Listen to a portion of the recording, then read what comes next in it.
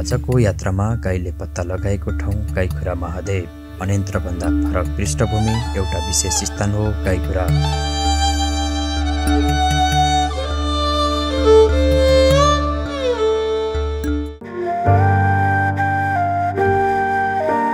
प्राकृतिक रूपमा निर्मित एकदमै सुन्दर ऐतिहासिक बेडपो पोखरी।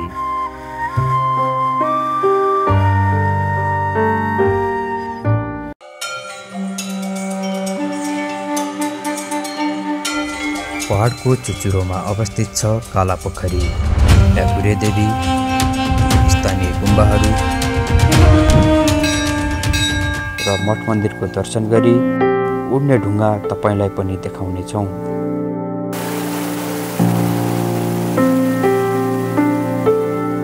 आजको यात्रामा तामाकोसीको किनारदेखि सैलुङसम्म पुग्नेछौँ। भिडियो पुरा हेरेर साथ दिनुहोला है त।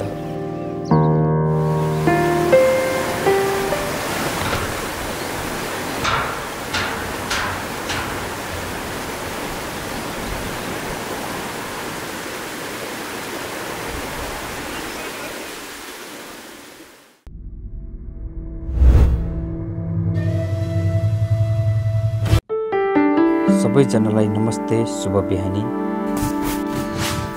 आज चाहिँ म चरीकोट सातो बाटोमा रहेको लक्ष्मी होटलमा बसेको छु।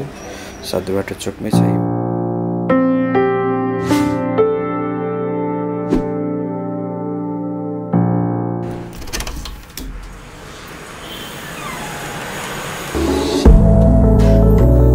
नेपालको सङ्घीय राजधानी काठमाडौँबाट करिब 133 किलोमिटरमा आइपुगिन्छ चरीकोट। आज हामी चरीकोटबाट यात्रा सुरु गरेर मेलुङका विभिन्न स्थानमा पुग्नेछौँ।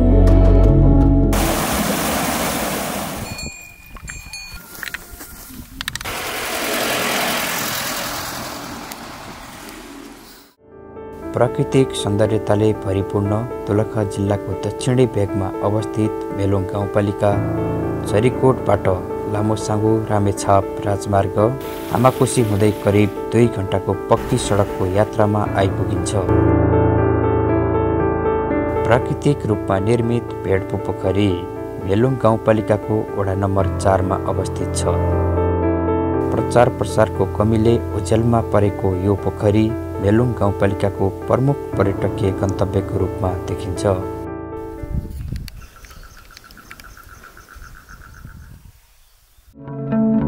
भेडपुको उच्च भेगमा अवस्थित काला पोखरी पनि त्यत्तिकै महत्त्वपूर्ण छ। पोखरी आसपासको क्षेत्र पिकनिक जानेहरूका लागि उपयुक्त रहेछ। यसै क्षेत्रमा रहेको यो ठुलो ढुङ्गा उड्ने गरेको भनाइ छ। यसरी उड्ने अरे यो कति वर्षदेखिको कहानी रे बाजे? यो कमसेकम 150 वर्ष जति भयो होला। हामीले माथलो बिहाड भन्छौँ यसलाई चाहिँ। परम्परादेखि नै माथलो बिहाड हो यो। कालो पोखरी सैलुङ नि यहाँ पहिले अझको कुर पनि छ। यो ढुङ्गा पहिले पानीभित्र बसिरहेको थियो। सुन, यहाँ पोखरी थियो अरे, अनि पोखरी फुटेपछि यो ढुङ्गा निस्किएका। 5 पोखरी त यहाँ माथि नै अझै पनि बाँकी छ। सानो सानो किस्ता छ। अनि यहाँ तल गएको अब हजुरहरूले हेर्ने कालो पोखरी। यो पुरै ठाउँलाई के भन्छ? यसलाई कालो पोखरी भनेर चिन्छ। कालो पोखरी बिहाड भन्छौँ हामीले। कालो पोखरी बिहाड हजुर। यो तीनटै कालो पोखरी बिहाड। सिद्धेश्वर महादेव की जय। सिद्धेश्वर महादेव की जय। मेलुङ गाउँपालिकाको वडा नम्बर 2 मा अवस्थित गाईखुरा महादेव पहिलेदेखि सुनेको नाम भए तापनि दर्शन भने पहिलोचोटि हो मेरो।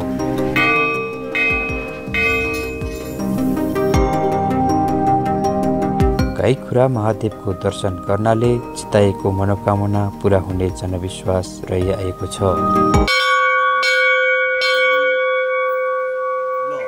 यसलाई गाईखुरा महादेव भनेर चिनिन्छ। यसमा चाहिँ गाईको पन्जा, गाईको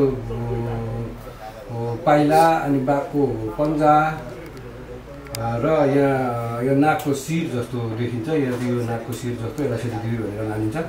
र यतापट्टि चाहिँ महादेवको 4 मुख महादेवहरूको 4 भनौँ न, 4 ब्रह्मा विष्णु महेश्वर भनेर यहाँ यसलाई मानिन्छ। र हजुरबाले भनेअनुसार चाहिँ यहाँ यो गाई चराउन यहाँ माथि गोठ थियो अरे, त्यो गाई बिहान दुध दिने बेलुका नदिने गर्थ्यो अरे।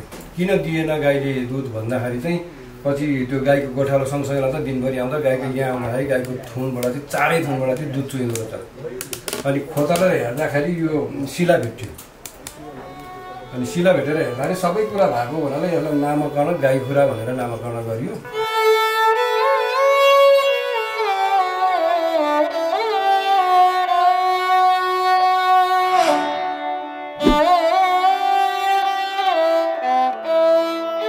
अनि भक्तजन आउँदाखेरि उहाँहरूले के आशाले आउनुहुन्छ त्यो कुरा हुन्छ।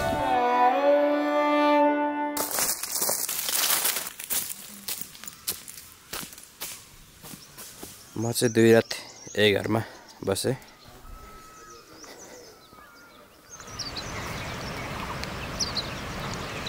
मेलुङमा घुम्न आउँदा होस् या कमले सिजन अनुसारका अर्ग्यानिक उत्पादनहरू थुप्रै पाउनुहुनेछ।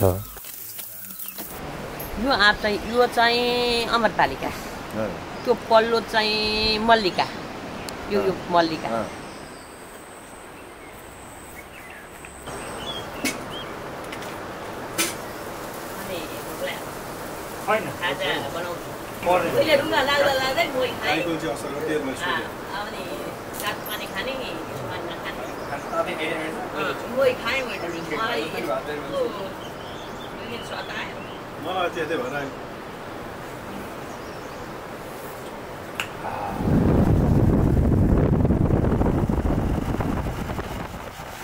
अत्यन्तै मिठो सुन्तला उत्पादन गर्ने ठाउँको रूपमा चिनिन्छ पोहटी। तपाईँ पनि सिजनमा यहाँको सुन्तला खान पक्कै आउनु हुने नै छ। मेलुङ 1 पोहटी। म एउटा साधारण कृषक हुँ। अहिले मैले 240 को सुन्तला बेचेँ, बाँडेर कोसेली पात पठाएर। अहिले अलि बढी हुन्छ कि भन्ने आशा छ। मेरो नाम चाहिँ मिनबहादुर तामाङ हो। घर चाहिँ काभ्रे पढाउँछु, नौबुद्धा नगरपालिका वडा नम्बर 5। तपाईँको घर यहाँ होइन? यहाँ होइन, मैले काभ्रे पढाउँछु। अनि तपाईँ काभ्रेदेखि यहाँ खुवाको लागि कसरी कुन माध्यमबाट आइपुग्नु भयो? यहाँ घुम्दै आउँदाखेरिमा यहाँ एकजना हाम्रो माथि बुढाथोकी टोलमा एउटा बहिनी हुनुहुन्छ, सँगै काम गर्ने उता काठमाडौँमा पहिला, अहिले चाहिँ जापानमा गएछ।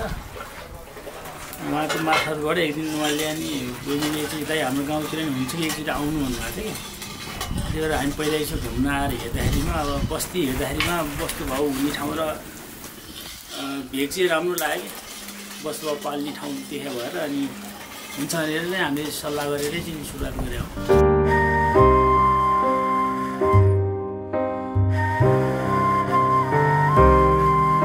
अटुट रूपमा बगिरहने तामाकोसी नदीको किनारेमा अडिएकी शीतली देवी।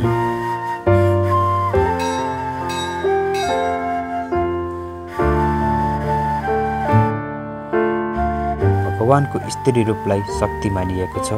त्यसैले रुखको ओत भएको, मसानघाट नजिकै भएको, अष्टमातृकाको बसोबास भएको स्थानलाई देवीले रुचाउने किंवदन्ती छ।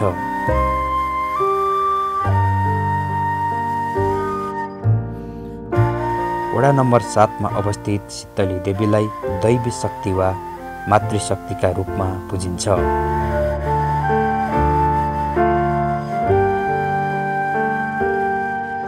जब हामीलाई चाहिँ थाहा हुने बेलादेखि देखेको हामीले यत्तिकै हो। यिनै शिलाहरूलाई राखेर शिलामा चाहिँ पूजा गर्ने, आराधना गर्ने देवीको गर्ने गरेका छन्। यसलाई शीतली देवी अथवा माई भनिन्छ। र परपुर्खाकालमा चाहिँ के थियो भन्दा हस्पिटल नभइरहेको अवस्थामा, औषधिमूलक नपाइने अवस्था भइरहेको अवस्थामा चाहिँ देवीको आराधना गर्ने, बाढी पहिरो खोलो नलागोस्, सारा मान्छेहरूलाई सुख शान्ति समृद्धि होस्, अनि घाउ खटिराहरू नआउन्, मान्छेहरू अकालमा नमरुन् भन्ने खालको कुराको पुर्खाहरूले चाहिँ पूजा आर्चना गर्दै आएका रहेछन्। तामाङ जातिको बाहुल्यता रहेको यस पालिकामा गुम्बाहरू प्रशस्तै छन् भने भगवानप्रतिको आस्था र विश्वासमा बनेका मठ मन्दिरहरू पनि ठूलो सङ्ख्यामा भेटिन्छन्। यहाँ गणेश हुनुहुन्छ, यहाँ चाहिँ बलि नखाने देउता हुनु यहाँका गणेश अनि सेती देवी पनि यहीँ हुनुहुन्छ साथमै। यहाँ चाहिँ बलि खाने भगवती काली भगवती भ्याकुरेकी काली भगवती हुन्। उहाँलाई चाहिँ के अरे बोका पाठी नरिवल परेवा जे पनि चल्छ। यहाँको पूजा भने शनिबार बिहिबार सोमबार हुन्छ। अचम्मको कुरा त के छ भने एउटै औँलाले हल्लाउन सकिने ठुलो ढुङ्गा। स्थानीयहरू यसमा चढेर मजाले हल्ली हल्ली खेल्ने गर्दछन् तर लड्दैन।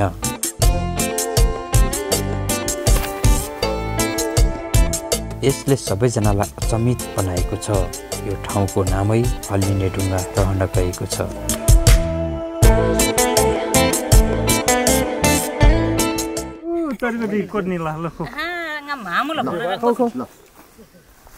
कि च्यासो होला जोन होइन मुगे नान च्यासो होला च्यासो होइन आतो नान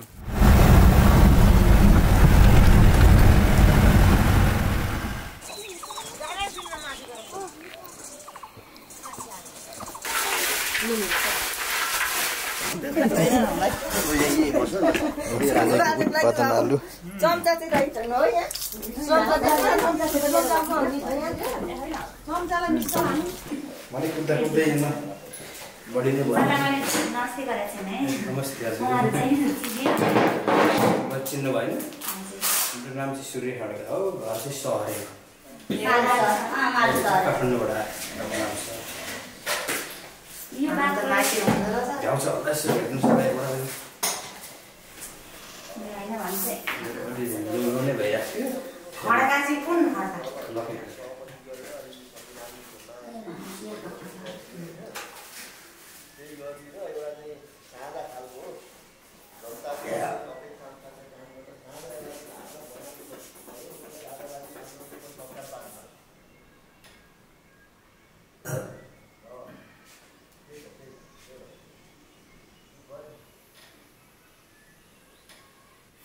घामले दौडिनु भयो होला मजाले प्रेसर चाहिँ बढिनेछ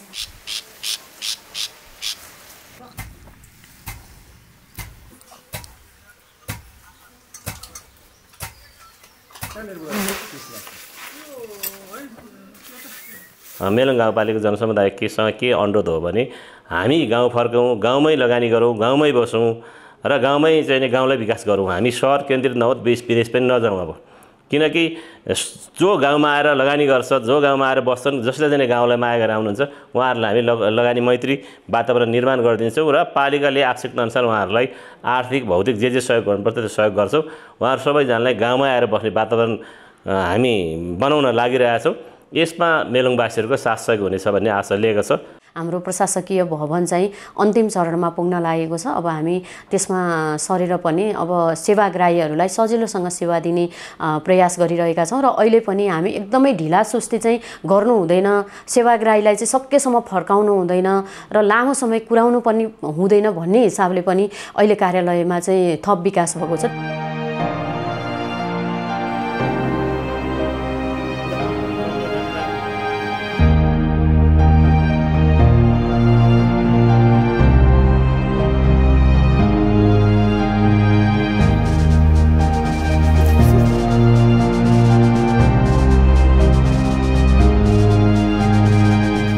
ऐतिहासिक तथा पर्यटकीय हिसाबले एक मनमोहक सैलुङको डाँडासम्म मेलुङको पनि भूभाग पर्दछ।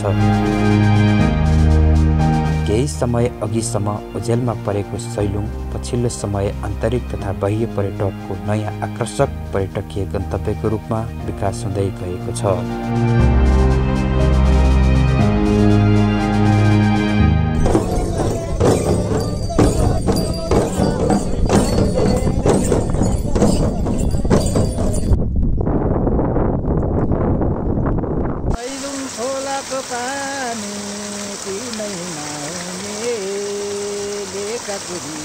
बाटो